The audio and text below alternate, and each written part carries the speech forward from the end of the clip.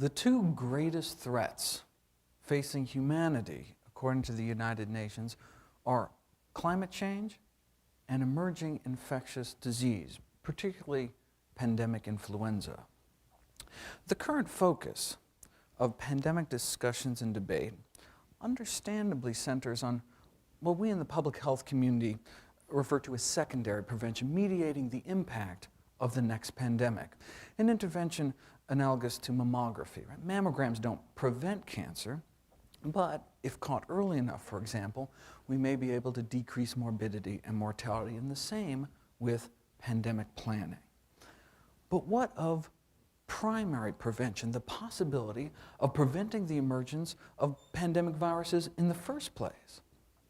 Like cancer, the root cause is likely multifactorial, difficult to tease out, but a question worth exploring nonetheless, and the question I'd like to address here today.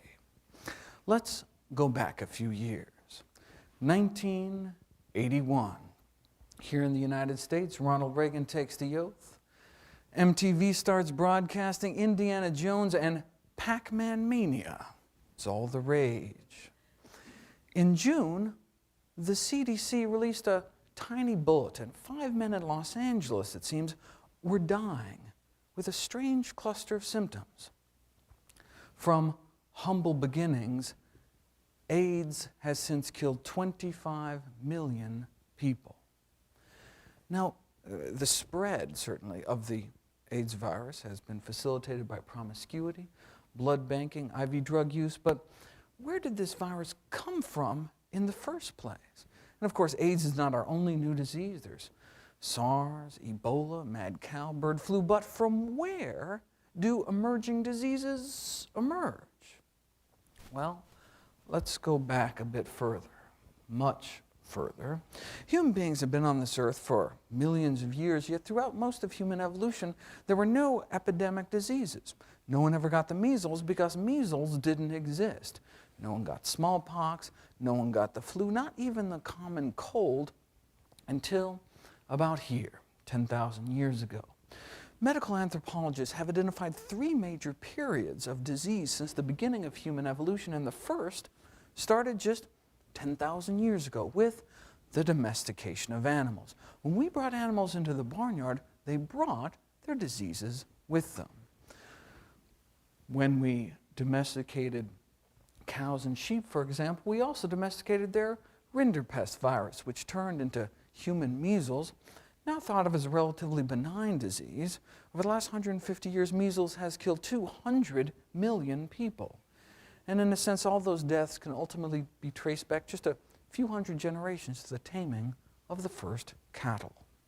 Smallpox likely came from camel pox. We domesticated pigs and got whooping cough. We domesticated chickens, and we got typhoid fever and typhoid Mary, and domesticated ducks and got influenza. Before the domestication of ducks, likely no one ever got the flu. Leprosy likely came from water buffalo, and the common cold from horses. How often did wild horses have the opportunity to sneeze into humanity's collective face until they were broken and bridled? Right? Until then, the common cold was presumably only common to them. In his Pulitzer Prize-winning book, Guns, Germs, and Steel, Professor Diamond tried to explain why the diseases of the landing Europeans wiped out up to 95% of the Native Americans and not the other way around. Why didn't Native American plagues kill the Europeans? Well, because there were no plagues. In his chapter, Lethal Gift of Livestock, he explains how before the Europeans arrived, we had buffalo, but no domesticated buffalo, so no measles. American camels were wiped out in the Pleistocene Ice Age, so no smallpox.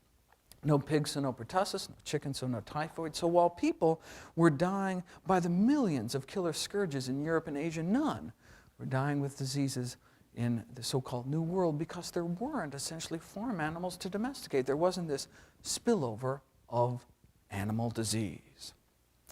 The next great period of human disease started just a few hundred years ago with the Industrial Revolution of the 18th and 19th centuries, leading to an epidemic of the so-called diseases of civilization: diabetes, obesity, heart disease, cancer, etc. But by the mid-20th century, the age of infectious disease, at least, was thought to be over. We had penicillin. We conquered polio, eradicated smallpox. In fact, in 1968, the U.S. Surgeon General declared the war against infectious disease has been won. In 1975, the dean of Yale School of Medicine pronounced that there were no new diseases to be discovered, except maybe lung cancer. But even Nobel laureates were seduced into the heady optimism of the time. One famous virologist wrote in a 1962 textbook, to write about infectious disease is almost to write about something that's passed into history. The most likely forecast about the future of infectious disease, he wrote, is that it will be very dull. But then something changed. After decades of declining infectious disease mortality in the United States, the trend has reversed in recent decades. This is a graph from the CDC of infectious disease mortality over time over the last 50 years or so. And as you can see, it starts declining, declining, declining, declining. But then around 1975, it started to go back up. The number of Americans dying from infectious disease started to go back up. Starting around 1975, new diseases started to emerge and reemerge at a rate unheard of in the annals of medicine. More than 30 new diseases in 30 years, mostly newly discovered viruses. In fact, the whole concept of emerging infectious disease has gone from a mere curiosity in the field of medicine. Now it's an entire discipline, really moved to center stage. We may soon be facing, according to the U.S. Institute of Medicine, what they call a catastrophic storm of microbial threats. We are now smack dab in the third era of human disease, which seems to only started about 30 years ago. Medical historians have called this time in which we live the age of emerging plagues, almost all of which come from animals. But we domesticated animals 10,000 years ago. What has changed in recent decades to bring us to this current situation? Well, we are changing the way animals live. Take Connecticut, for example, where in 1975 Lyme disease was first recognized, since spread across all 50 states, affecting an estimated 100,000 Americans since its emergence. Lyme disease is caused by bacteria-infested deer ticks, but the primary host is actually not deer, but the white-footed mouse. The ticks themselves, not quite as cute, really, but we've been sharing the woods with these fellas forever. What changed recently was suburbia. The black-legged ticks live on the white-footed mouse, kept at bay by woodland predators, but then developers came in and chopped up America's woodlands into subdivisions, scaring away the foxes and bobcats, and now we have more mice, more ticks, and more disease. We are changing the way animals live. Going back a little farther, with the big cattle-producing nations fighting during the Second World War, what Argentina did took advantage of the situation by dramatically expanding its beef industry at the expense of its rainforest. There we discovered the deadly Hunan virus, or rather it discovered us, and the so-called hamburgerization of the rainforest exposed hemorrhagic fever viruses all across the continent subsequently. Turning to the other side of the world, cutting into Africa's rainforest exposed a number of other hemorrhagic fever viruses, including Lassa virus, Rift Valley fever, and of course, Ebola. Now, the inroads into Africa's rainforest were logging roads cut by transnational timber corporations hacking deep into the rainforest, dragging along a hungry migrant workforce which survived on bushmeat, wild animals killed for food. Now, this includes upwards of 26 different species of primates, including a number of endangered great ape species, gorillas, chimpanzees, who are shot, butchered, smoked, and sold as food. Now, by cannibalizing our fellow primates, we may be exposing ourselves to viruses particularly fine-tuned to our own primate physiology. In fact, recent outbreaks of Ebola, for example, have been traced to the exposure to the bodies of infected great apes hunted for food. Now, Ebola is one of our deadliest infections, but not efficiently spread compared to a virus like HIV. The leading theory as to the emergence of the AIDS virus is direct exposure to animal blood and secretions as a result of hunting, butchering, and the consumption of contaminated bushmeat. Experts believe the most likely scenario is that HIV arose from humans sawing their way into the jungle, butchering chimpanzees for their flesh along the way. Now, in many countries in Africa, the prevalence of HIV exceeds 25% of the adult population, leaving millions of orphan children in its wake. Someone butchered a chimp a few decades ago, and now 25 million people are dead. But wildlife has been hunted for thousands of years, yes, but never before like this. With the demand for wildlife meat outstripping local supplies, what countries have done is set up these intensive captive production farms, cramming wild animals in these cramped, filthy cages and then smuggling them around the world. This intensive commercial bushmeat trade actually started in the live markets of Asia, particularly the Guangdong province, a southern province surrounding Hong Kong, from which the current bird flu threat arose. The civet cat, popular commodity in these Chinese animal markets, in addition to being raised for their flesh, they also produce the most expensive coffee in the world. So-called fox dung coffee is produced by feeding coffee beans to captive civets and then, you guessed it, recovering the partially digested beans from their feces. A musk-like substance of buttery consistency secreted by the anal glands is said to give this coffee its distinctive flavor. One might say this unique drink is good to the last dropping. Sorry. This animal was blamed for the SARS epidemic. Quoting from the medical journal Lancet, a culinary choice in South China. A culinary choice in South China led to a fatal infection in Hong Kong, subsequently 8,000 cases of SARS, nearly 1,000 deaths, 30 countries, 6 continents. Maybe they should have just stuck to Starbucks. These live animal markets took a class of viruses which in human medicine we had only known for causing the common cold and seemed to turn them into a killer, SARS, which then spread around the world. Viruses can escape rainforests and animals live or dead as pets or as meat. In 2003, the exotic pet trade brought monkeypox from the jungles of West Africa to Wisconsin. Bird smuggling may have actually been what brought West Nile virus to the Western Hemisphere. Here it hits New York in '99, since spread across the country, hundreds of human deaths, thousands of cases, all perhaps because of a single imported pet bird. So we are changing the way animals live, contributing to the emergence of these new diseases. But there's one way we have changed our relationship with animals that really outshadows all the rest. In response to this torrent of emerging and re-emerging infectious diseases, the world's 3 leading authorities got together for a joint consultation. The World Health Organization, the Food and Agriculture Organization in the United Nations, and the World Organization for Animal Health, the world's leading veterinary authority, got together to uncover the key underlying causes of this age of emerging plagues.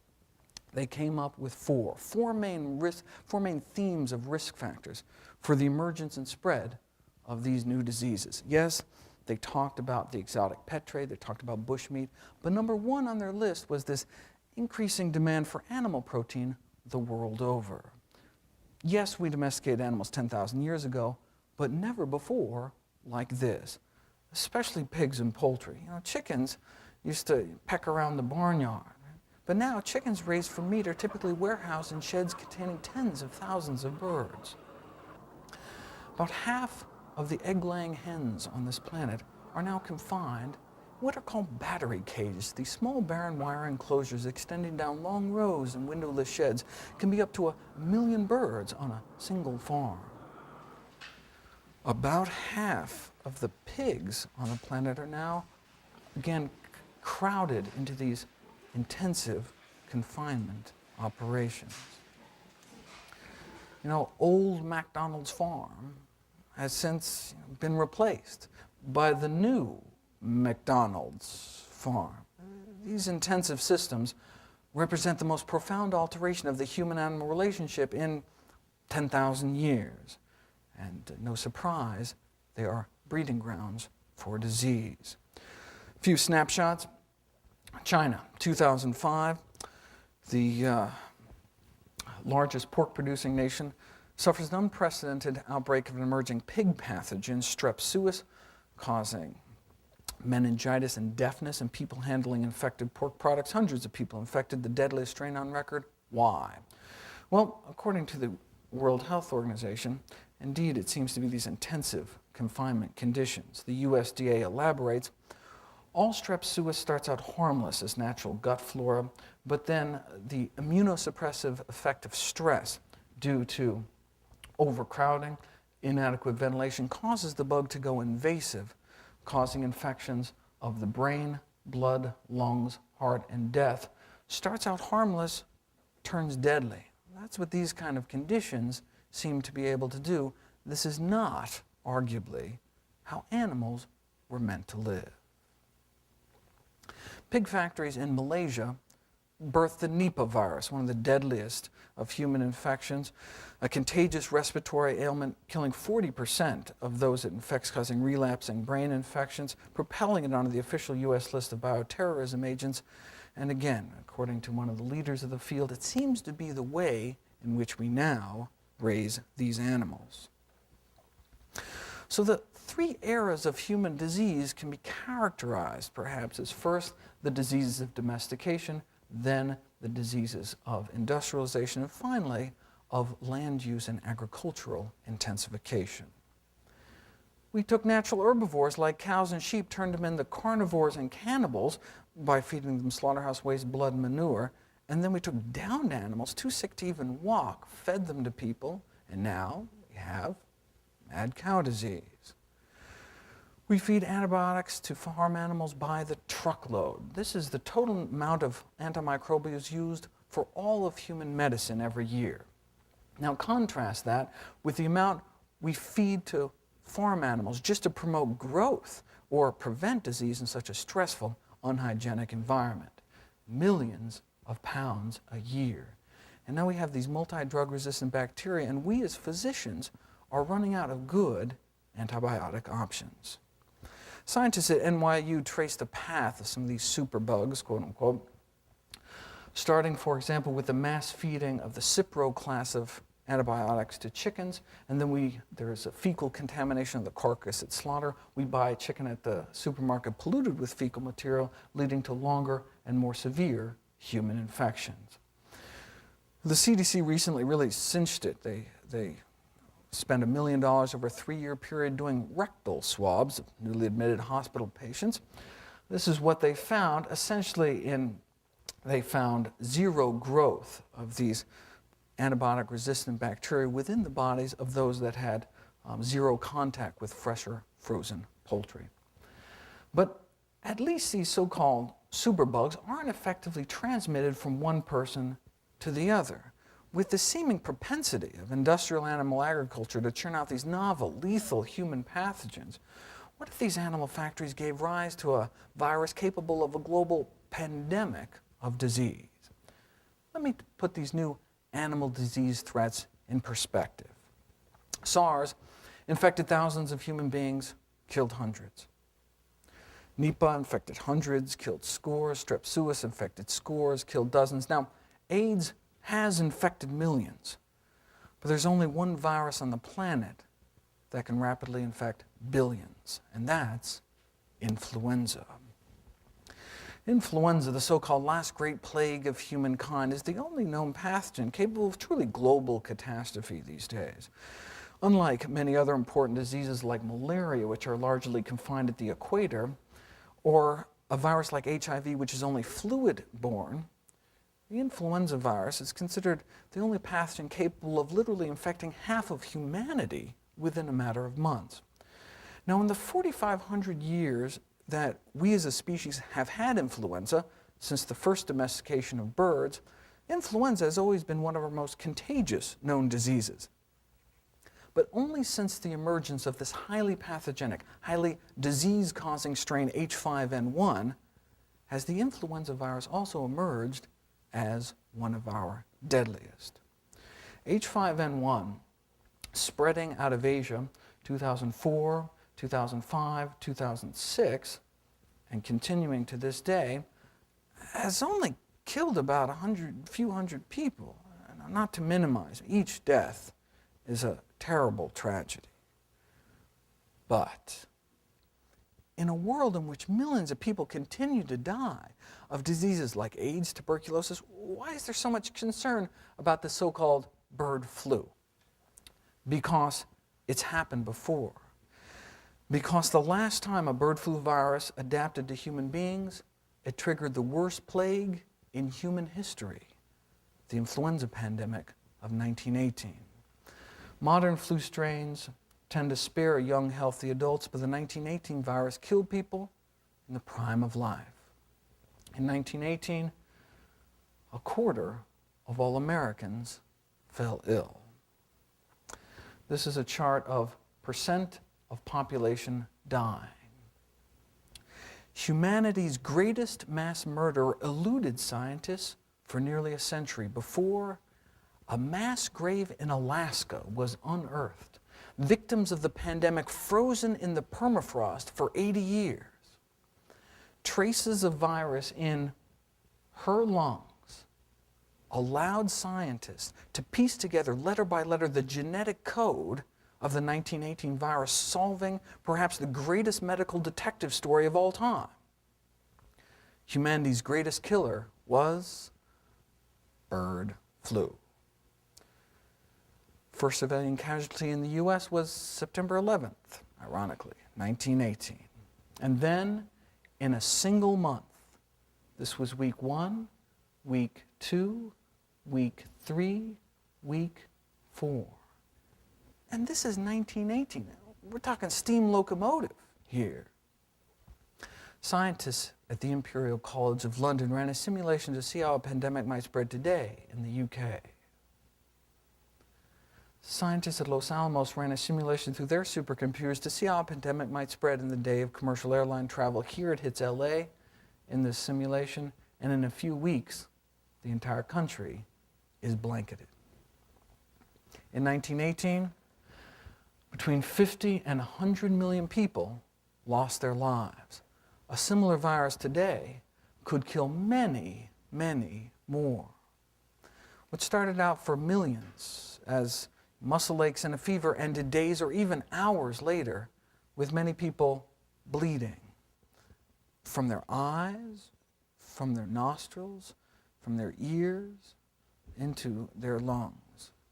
Homeless orphans, their parents dead, wandered the empty streets.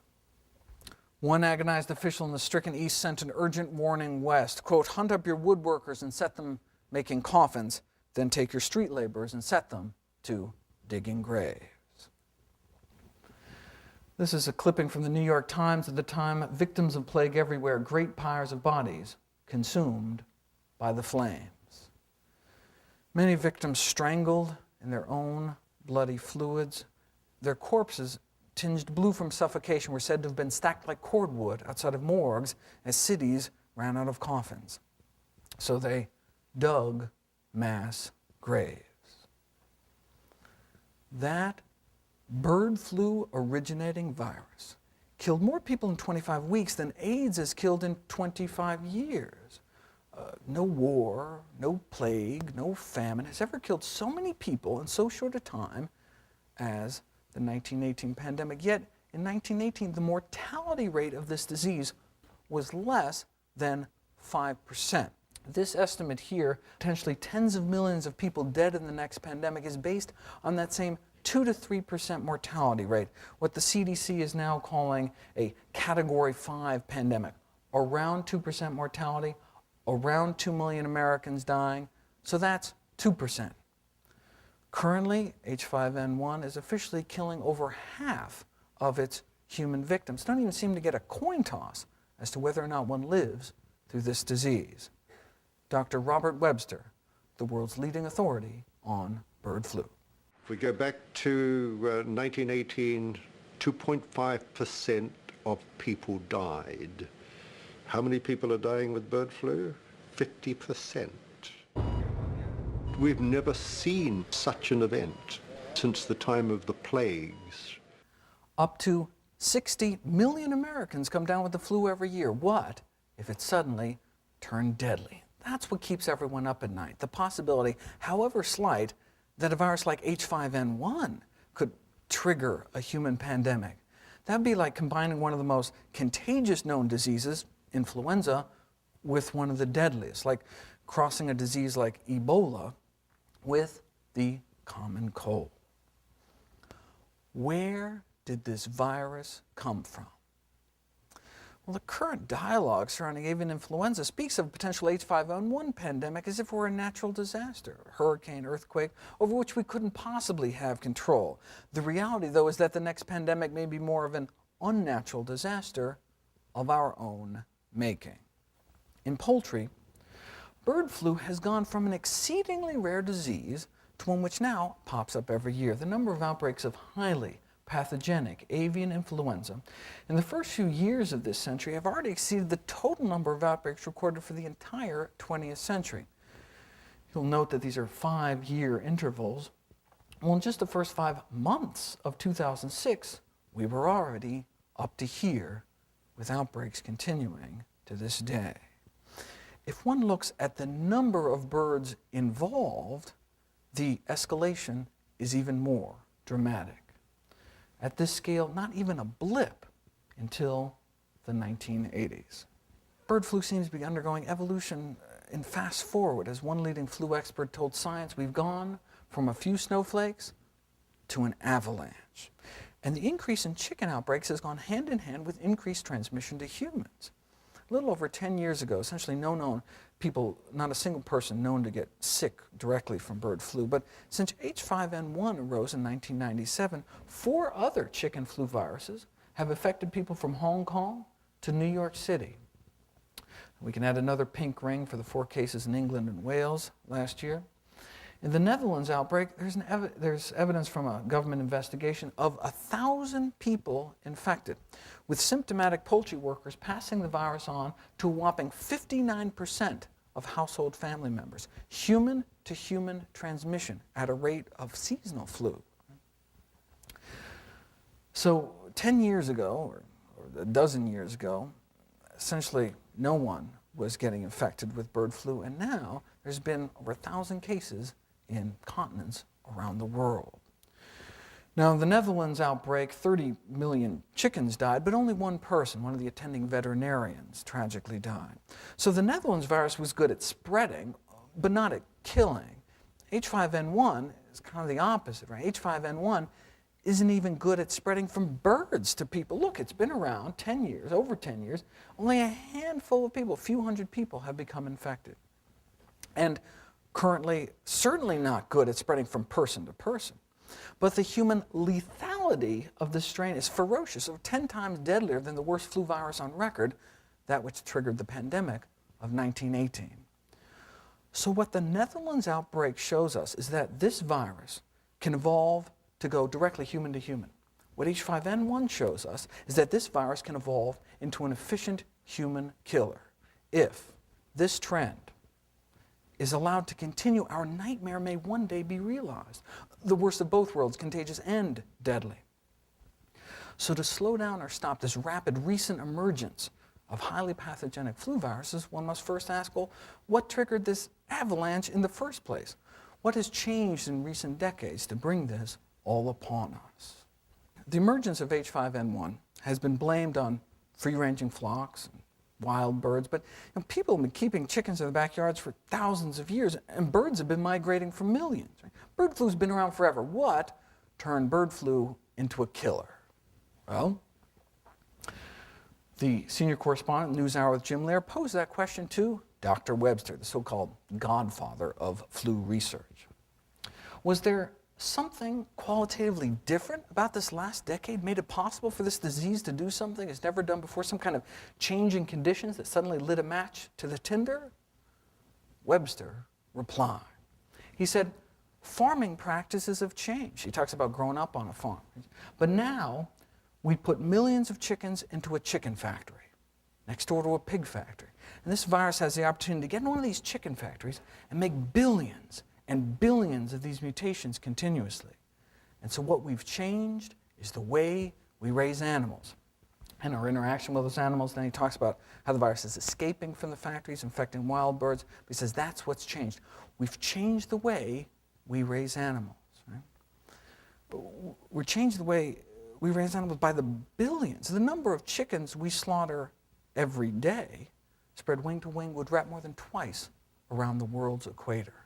The big shift in the ecology of avian influenza has been the intensification of the global poultry sector.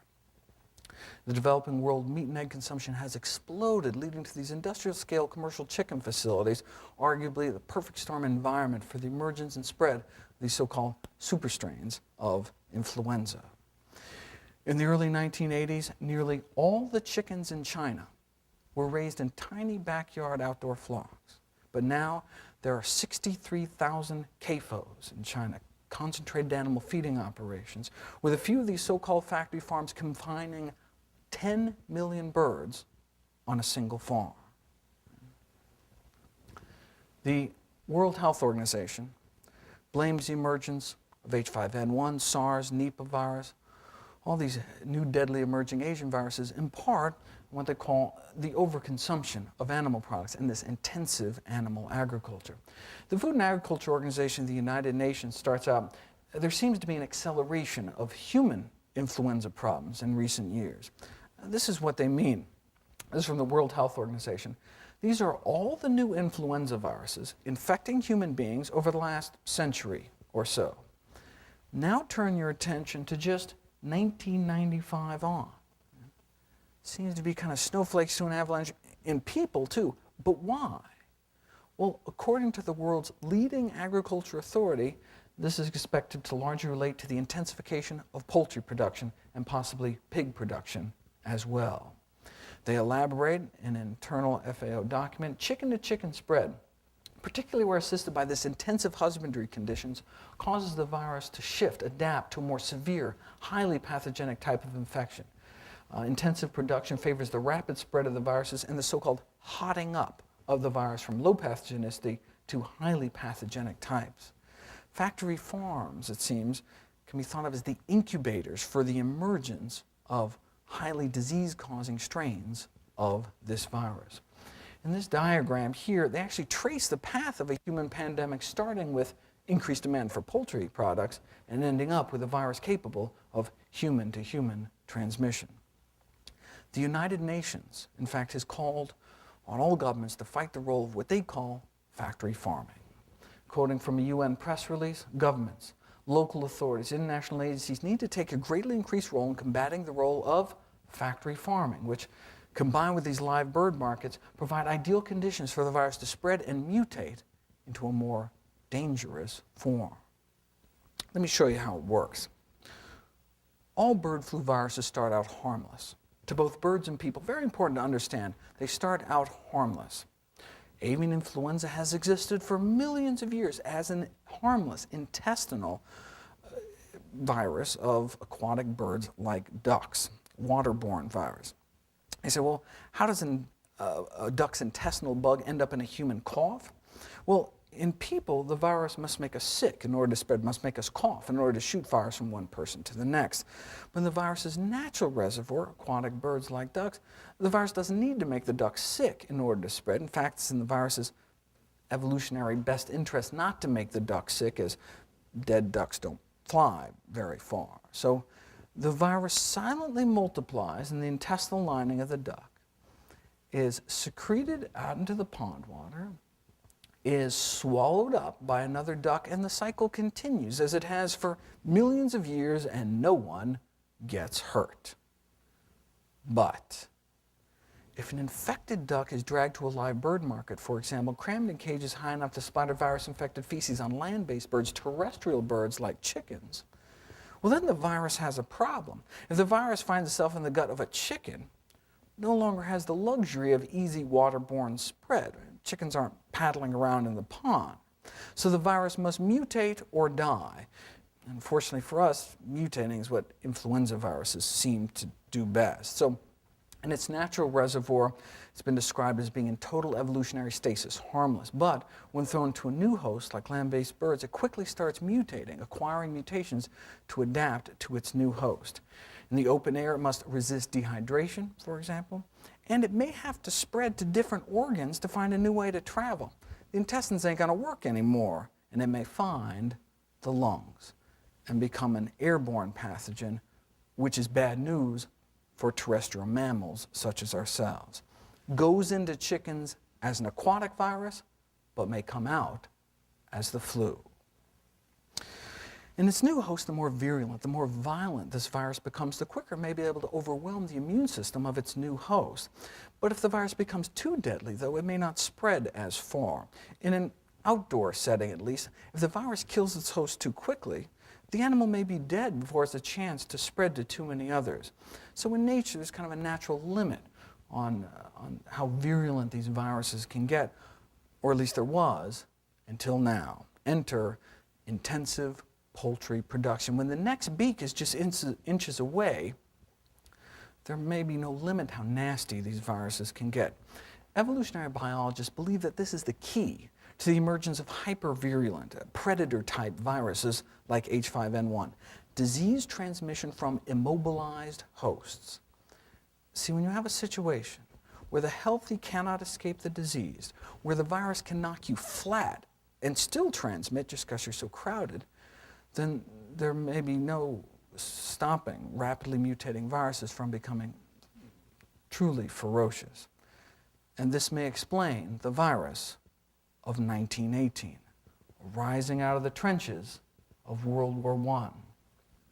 There were these crowded troop transports. Boxcars were labeled 8 horses or 40 men. So when this harmless virus found itself in these kind of conditions, it turned deadly. Millions forced together under cramped quarters, no escaping a sick comrade. This is thought to be where the virus of 1918 gained its virulence. From the virus's point of view, though, these same trench warfare conditions exist today in every industrial chicken shed, every industrial egg operation. Confined, crowded, stressed, but by the billions, not just millions. The industry is slowly waking up to this growing realization that viruses previously innocuous to natural host species have in all probability become more virulent by passes through these large commercial populations. This is from an industry trade journal. Right? Starts out harmless, turns deadly. That's what these conditions may be able to do.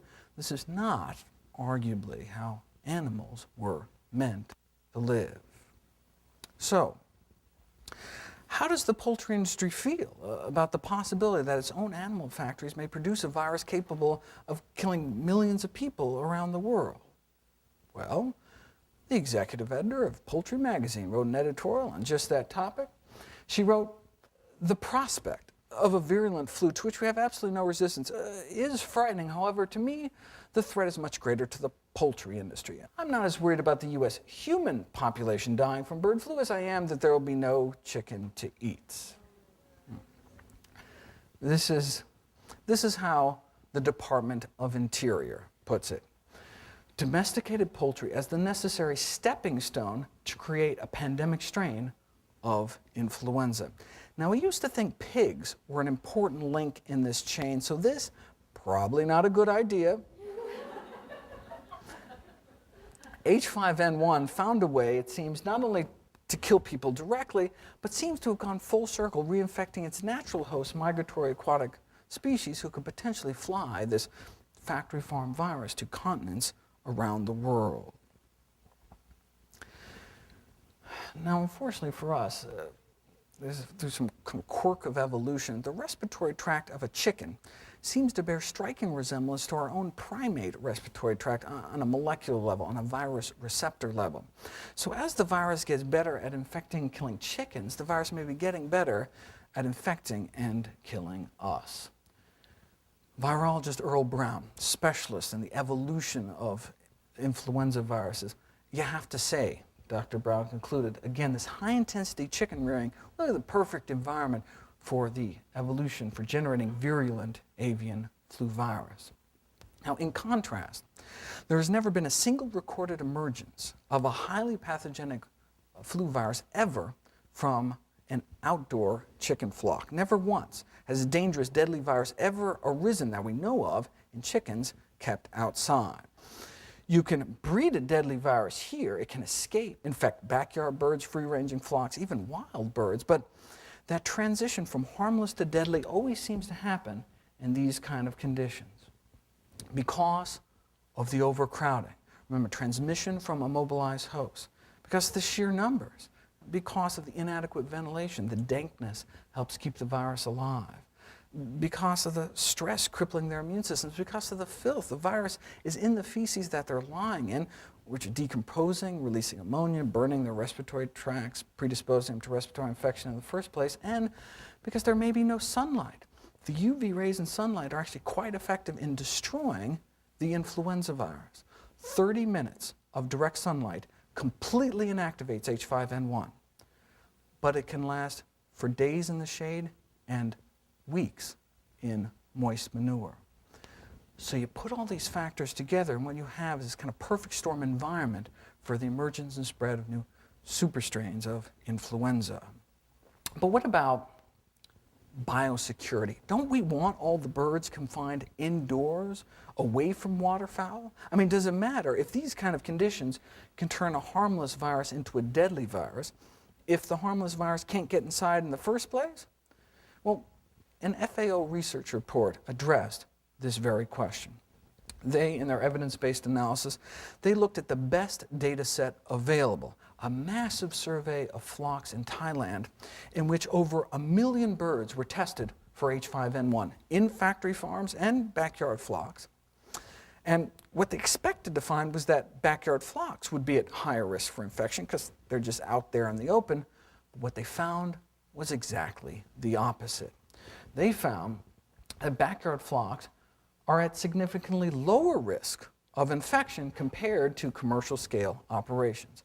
Industrial quail and chicken operations were at least 4 times more likely to become infected than backyard flocks. So not only may factory farms be the incubators for the original emergence of high-path strains, based on the best science available, they may also play a role in the spread, the subsequent spread of the virus as well. In part because of the massive inputs and outputs required for this industrial style of animal agriculture.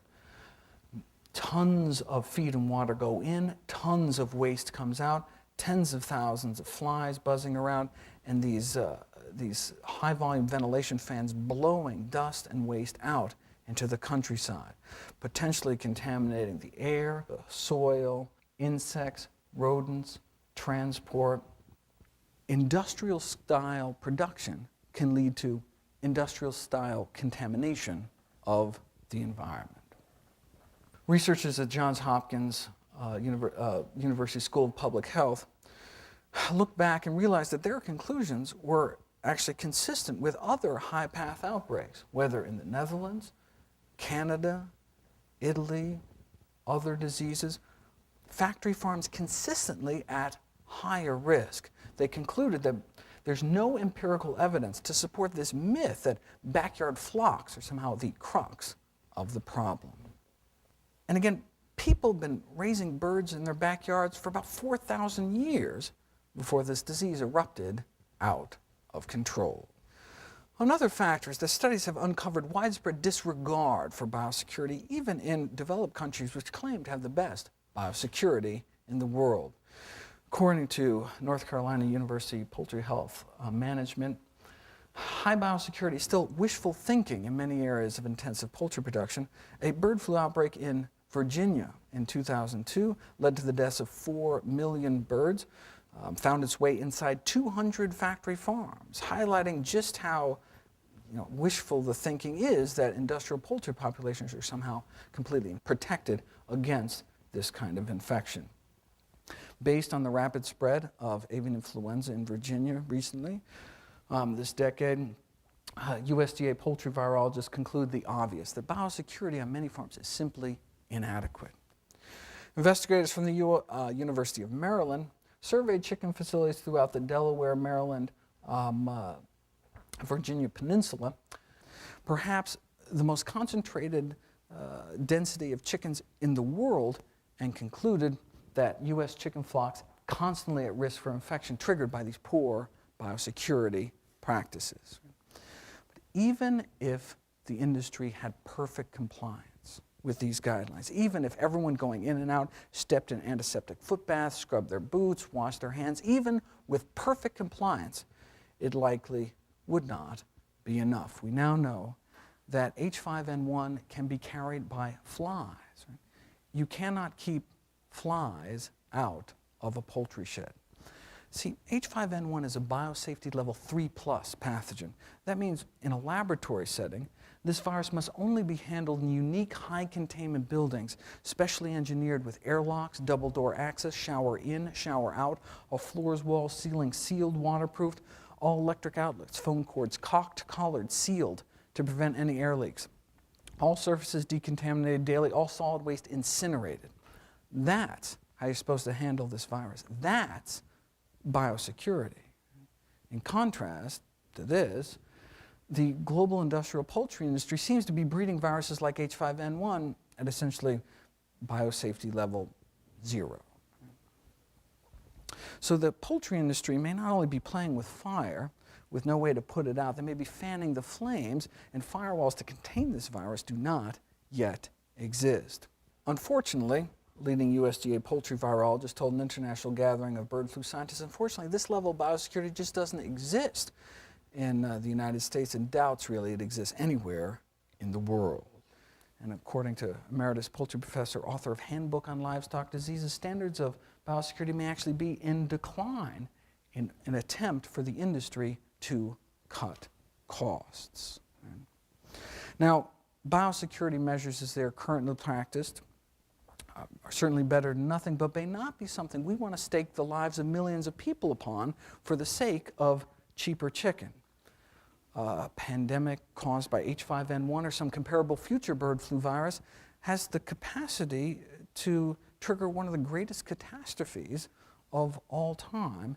So to decrease the risk of generating increasingly dangerous bird flu viruses, the global poultry industry must reverse course away from greater intensification by, for example, here in the Annals of the New York Academy of Sciences, replacing these large industrial units with smaller farms with lower stocking densities of animals, which could potentially result in less stress, less disease susceptibility, less intense infectious contents, and lower infectious loads across the board. In 2007, the Journal of the American Public Health Association published an editorial that went beyond just calling for de-intensification of the poultry industry. They questioned the prudence of raising so many chickens in the first place. In their editorial, Chickens Come Home to Roost,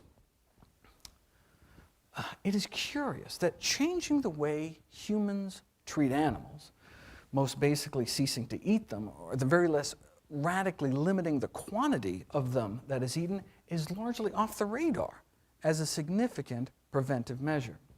Such a change, if sufficiently adopted or enforced, however, even at this late stage, could still reduce the likelihood of the much-feared influenza pandemic. It would even more likely prevent unknown future diseases that, in the absence of the change, may result from farming animals intensively and killing them for food. Yet, humanity does not even seem to consider this option.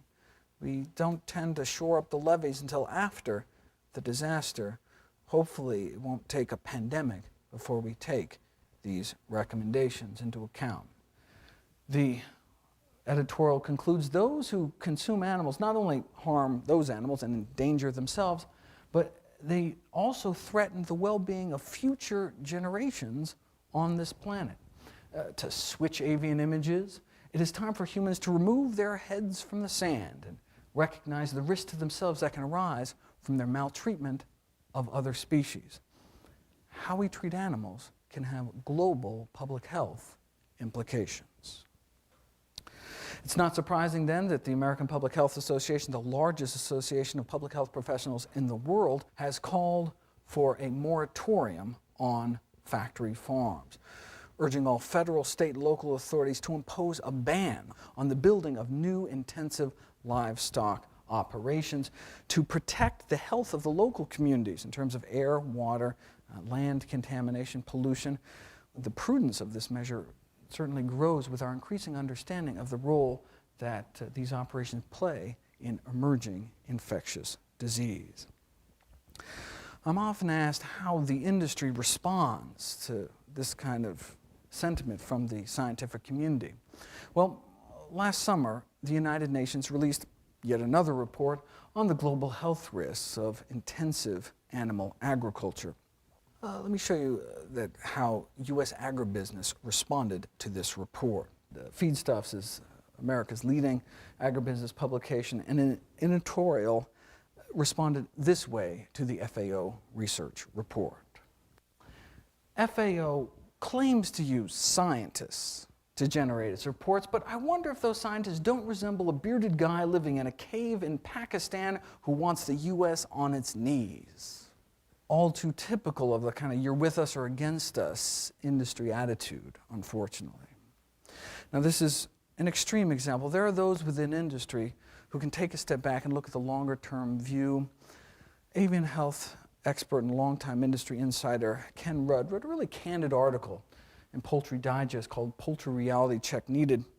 Drawing on his 37 years experience from within the poultry industry, he concluded with these prophetic words. He said, "Now is the time to decide. We can go on with business as usual, charging headlong towards lower costs, or we can begin making prudent moves necessary to restore balance between economics and long-range avian health. We can pay now, or we can pay later, but it should be known, and it must be said, one way or another, we will pay." So cutting down our consumption of chickens and fighting the role of factory farming, as the United Nations has called for, may indeed prevent the emergence of future viruses, but H5N1 has already been hatched, already spread and mutated into a more dangerous form, and now that it is endemic in poultry populations across 2 continents, eradication is unlikely. Dr. Michael Osterholm is the director of the U.S. Center for Infectious Disease Research Policy, associate director within the Department of Homeland Security. He tried to describe what an H5N1 pandemic could look like in one of the U.S. leading public policy journals called Foreign Affairs. He asked policymakers to consider the devastation of the 2004 tsunami in South Asia.